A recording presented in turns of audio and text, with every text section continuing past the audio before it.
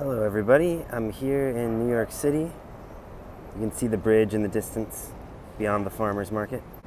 I'm here on the steps of whatever building this is. I don't really know what it is. I'm in town because a certain magazine is debuting. More on that in just a little bit. Well, the magazine isn't debuting, but it's having its print premiere. And this morning I've just finished the book by Carlo Ginzburg, The Cheese and the Worms.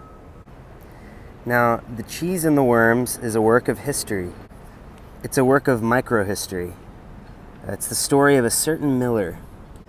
You can gather that from the title, from the cover here, The Cosmos of a 16th Century Miller. Should I talk about the edition first, or should I talk about some of the content? Let's talk about the content. So, on this page 53, you see the thing that Domenico Scandella, said that made Carlo Ginzburg so interested that he had to learn more.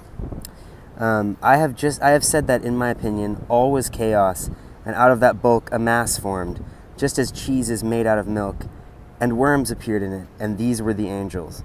The most holy majesty decreed that these should be God and the angels, and among that number of angels there was also God, he too having been created out of that mass at the same time.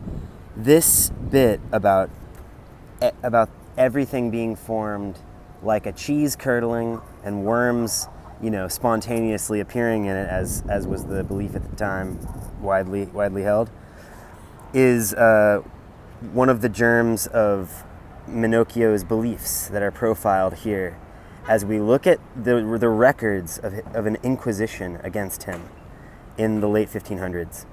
My copy of the book is the previous Johns Hopkins edition, still published by Johns Hopkins. The spine you'll find on a lot of these is kind of faded like this, so you get the brown on the front and then the kind of gray on the spine. And then you see that this is a work of history. And I'm really excited to talk about this. Many people have said that they really like this cover. They like it's kind of got a retro feel in a good way. And I'm really excited to talk about this because I feel like I'm always talking about collections of poetry and books of fiction and stuff like that. But not only here is a book that here is not only a book I've read, but it's also a work of history, which I rarely talk about on this channel. So there's the title page. Beautiful, simple. Here we see a picture of somebody reading and being influenced while walking the countryside. I'm assuming this is more likely a picture of one of the heretics that whose kind of intellectual path intersects with the path of certain peasants in this book, rather than the peasant. This looks like a well-to-do guy, but correct me if I'm wrong. This book originally published in hardcover in 1980, and then they did this paperback in 1992, printed it a bunch of times. It's a very successful book. It's kind of like a big page, kind of feels like a nice magazine or something. It's lovely to read. I really like the typography in the book. It reminds me of the typography that they do Calvino's books in. I'm pretty sure, this is cool.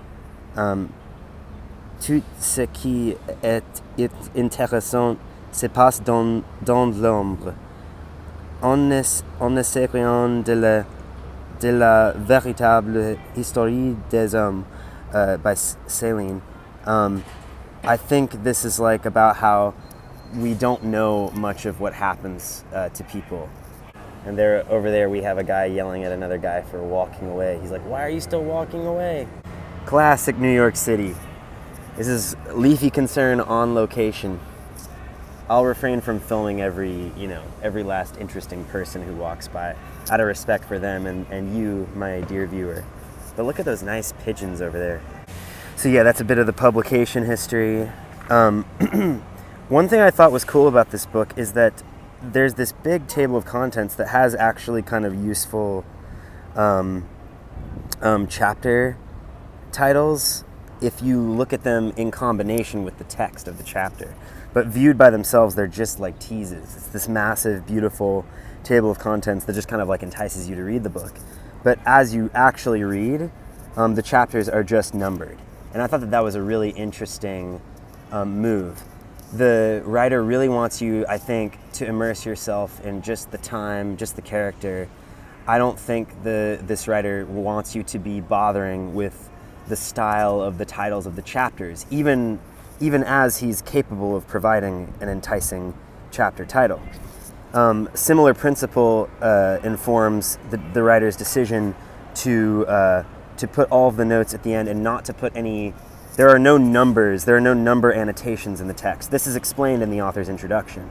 That the author wanted to create kind of a continuous, almost novelistic, in essence, reading experience, where you just enjoy it and are thinking about the process of this inquisition, the difference between the different interrogations, the various facets of Minocchio's belief system, the mysteries of where he got these ideas, why he clung to them the way he did, what his miseries must have been. You're immersed in that, and you're not really thinking about that you're reading a book at all a lot of the time. You're just kind of there. And indeed, many have praised Carlo Ginzburg's clear writing style that allows you to be immersed in that way, to feel immersed in that way. This book is translated by John and Ann Tedeschi, and they have an introduction. They have a translator's note where they explain about the Inquisition that it was not a drumhead court, a chamber of horrors, or a judicial labyrinth from which escape was possible. Capricious and arbitrary decisions, misuse of authority, and wanton abuse of human rights were not tolerated. So there's this kind of, there are two things I want to discuss here. The first is that one of the pleasures of reading this book is a sense of reality, human reality for all characters involved, not just those being accused of heresy, but also unexpectedly of those inquiring about the heresy. They're not just vilified. They're not just evil people, and their interest and their curiosity, really the curiosity of all characters, is what's honored. And I know that the book's back matter talks a lot about how Carlo Ginzburg is a very curious individual, so it makes sense that he would vibe with the curiosity of the characters in his book. The second thing I want to talk about is how it's very difficult to get records about these Inquisition transcripts, as I've heard. I've heard it's difficult to get these transcripts. They keep them under lock and key. And there are lots of different Inquisitions that happened that you might want to get the transcript of, but it's kind of rare to be granted access, and I'm not exactly sure how Carlo was granted his access. Indeed, I'm not really sure that it is impossible to get a hold of these. Maybe they are digitized at this point. I don't know. This is definitely from somebody who I was hearing this from somebody who was looking into this maybe a year and a half ago.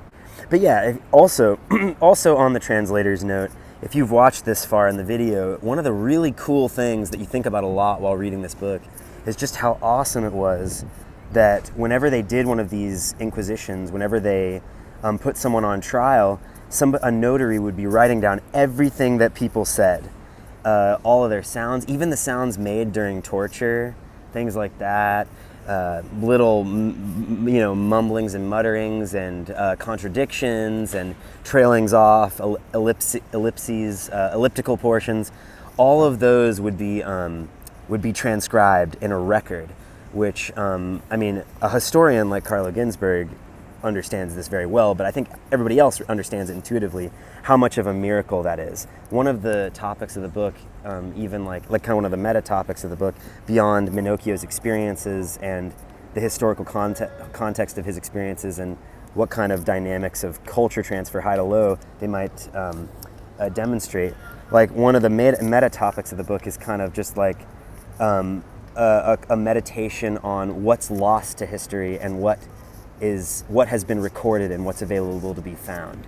Minocchio is an example of someone who, and another, this Pagino character that shows up kind of later in the book, almost jarringly, to kind of quickly snap, do a jump cut from Minocchio to another peasant, or to another kind of miller, sort of or another, another Anabaptist-esque heretical thinker, free thinker.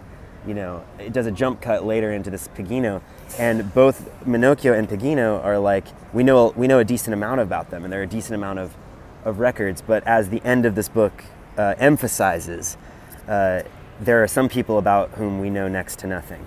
And I feel like this is really hitting hard, like as I'm here in NYC, because, you know, it's a place where there is so much like, you know, I'm weird right now, but I'm going to be forgotten about very soon.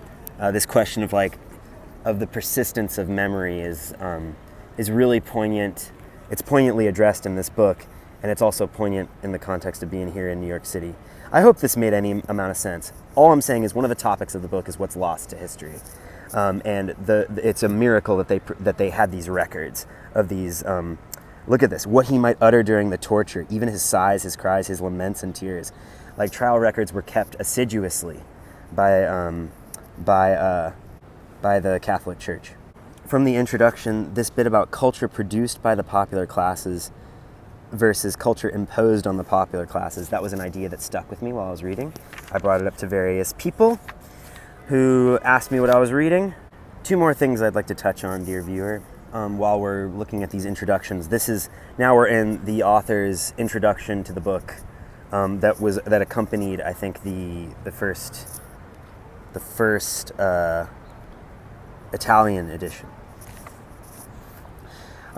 It's spoiled early on in the book that Minocchio finished at the stake, that the result of the Inquisition was that he was found to be not just a heretic, but a recidivist. Well, that's not revealed early in the book, but it's revealed that he's executed toward the end. This is something that you know from the beginning. The dread of that clashes with the joy of getting to hear him speak and hear him be curious and you hear him enjoy being listened to, and you have all these kind of like pleasant associations, honestly, with Minocchio, especially if you're a person who's had any of these sort of Unitarian thoughts in your head at any point in time.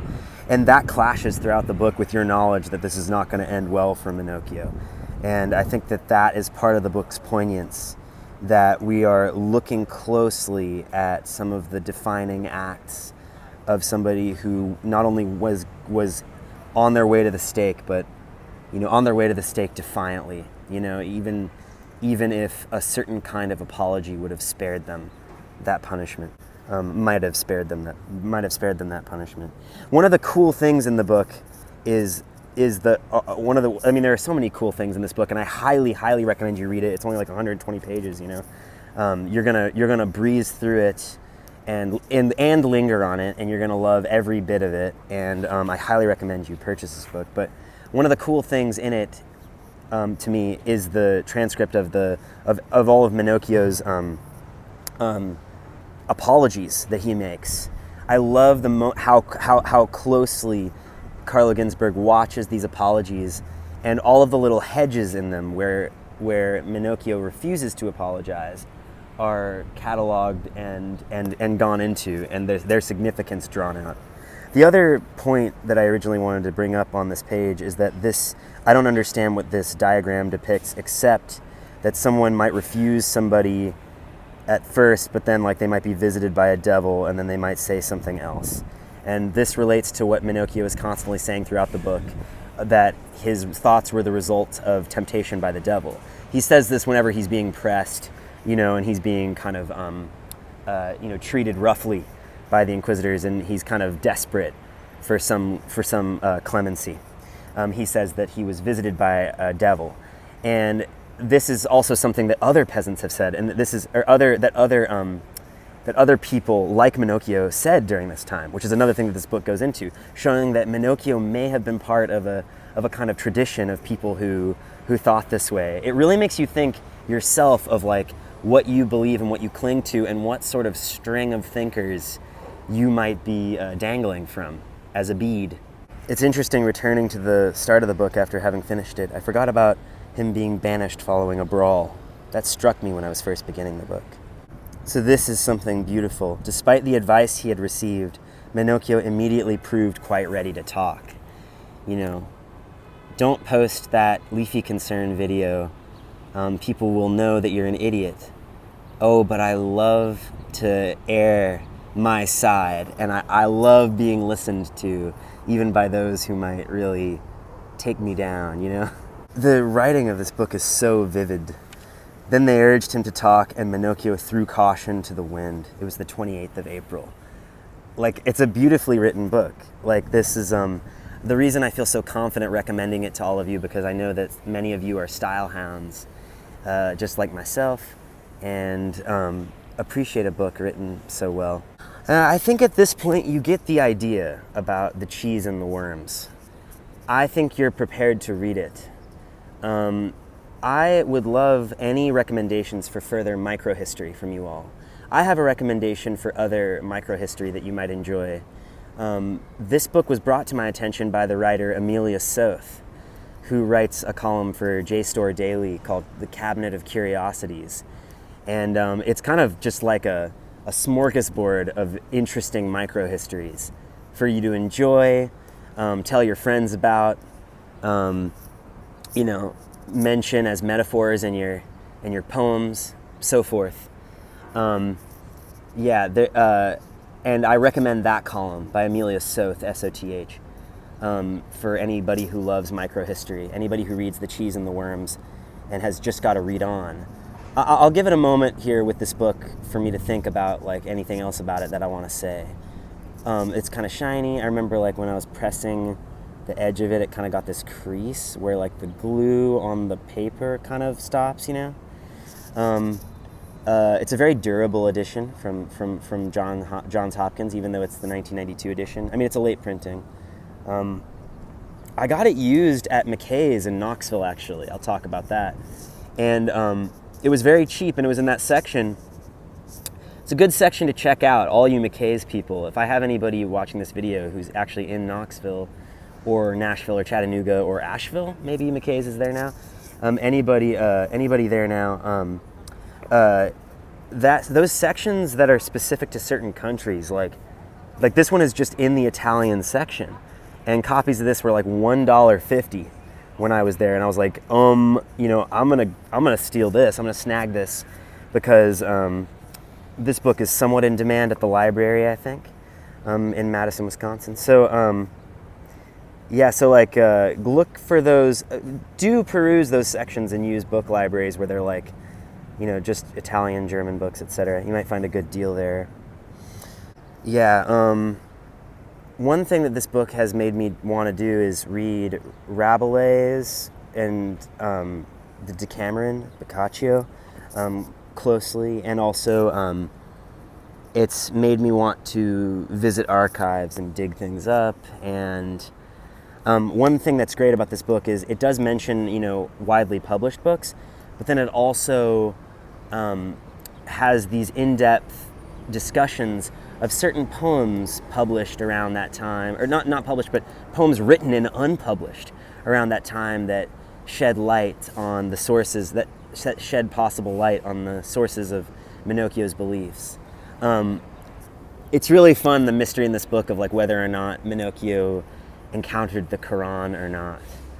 Did this character encounter a certain book or not? What a cool plot point. There was a book that he got inspiration from that was somewhat like the Quran, or might have been somewhat like the Quran based on what he seems to have gleaned from it. Like that kind of close, rigorous investigation of just a Miller's reading habits is just like, it's peak microhistory. And at this point I'll leave off talking because as it is early in the morning here on Saturday in Brooklyn, I am kind of not really speaking very well, so I probably should spare you more of the hemming and hawing, as I like to call it. And I should let you go. I should let you get on your way. But hopefully this gives you a decent introduction to some of the pleasures of reading this magnificent book, The Cheese and the Worms. So everybody, thank you as always for watching, and happy reading. Have a good day.